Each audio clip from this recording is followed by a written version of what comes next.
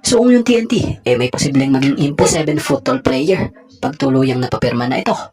Etong Terra Firma, may kasado na ngayong 7-footer ding import big man na nagngangalang Mubashir Ali. Si Mubashir Ali ay batay sa na-research natin about sa height nito, 7-footer nga ito. So batay dito sa latest rosters na hawak ng Terra Firma, 7 flat ang height nito, pero sa international 7'1" ang height nito.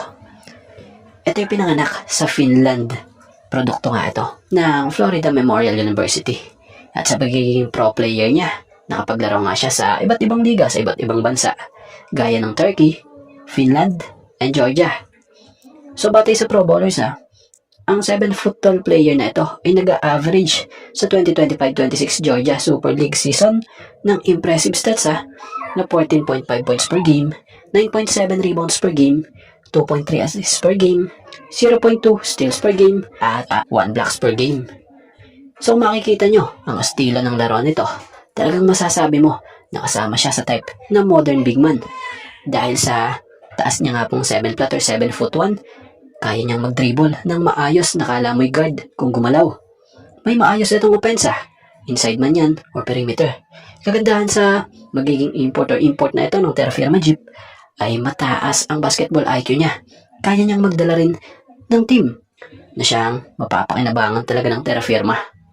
So sa depensa na lang, dito talaga tiba-tiba ng Terra Firma dahil sa kanya.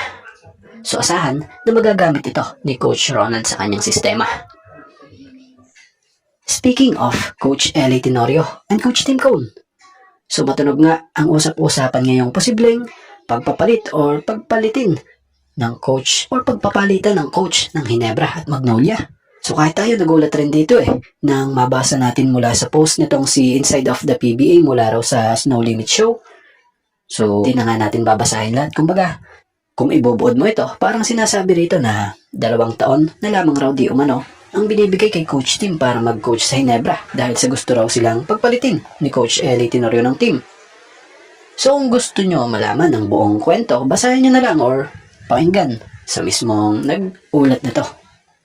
Dahil para sa atin, magbibigay lamang tayo ng kaunting reaksyon at opinion patungkol sa nabasa natin to.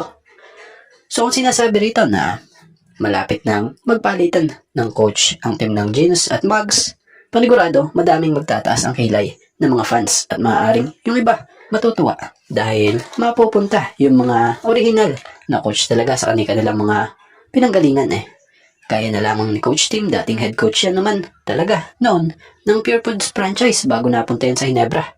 At si Coach Eli, galing naman talaga ito sa Ginebra at naging head coach lang nito nung Magnolia nitong nakaraan.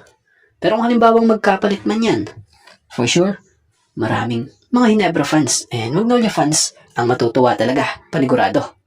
Especially sa Ginebra dahil tagal ni Coach Eli sa Ginebra kung saan dami na niya nga pong natutunan dito at marami na rin alam kung paano ito patatakbuhin dahil kilala na nga rin niya yung mga players ng Ginebra kumbaga hindi na siya mahihirapan pagdating sa chemistry dahil familiar siya sa mga kasama niya dahil sa tagal niya nga rin pong nakakasama ang mga ito Pero syempre, abangan na lamang natin sa ngayon hanggat nasa kani-kanila pa silang mga koponan na pinagko-coachan.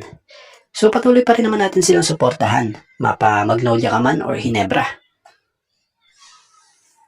Speaking of Reynoy Shine Elasto Painters, tuluyan na ng winelcome para sa kanilang team etong si Jalen Johnson na kanilang import na gagamitin this upcoming PBA Commissioner's Cup. Sa mga hindi nakakaalam at di nakakilala rito, eto nga pong si Jalen Johnson ay isang 6'9" forward. So kakagaling nga lang nito sa paglalaro sa KBL para sa team ng Sky Gunners kung saan naging teammate niya pa nga noon doon, etong si Kevin Kiambao.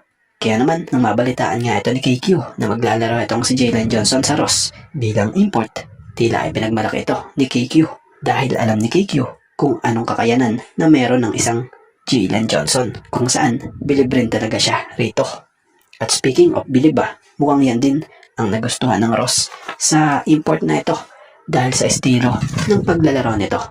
Dahil para nga kay Coach Yang, kaya nila napili ang import na ito ay dahil umano fit ito dito sa kanilang playing style.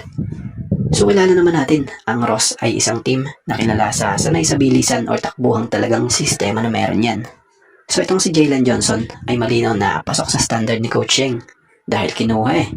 So ayon niya kay Coach Yeng, kailangan daw nila ng big man pero hindi yung big man na mabagal. So kailangan nila yung mabilis at kayang dalhin yung size. So ibig sabihin na kay Johnson yun.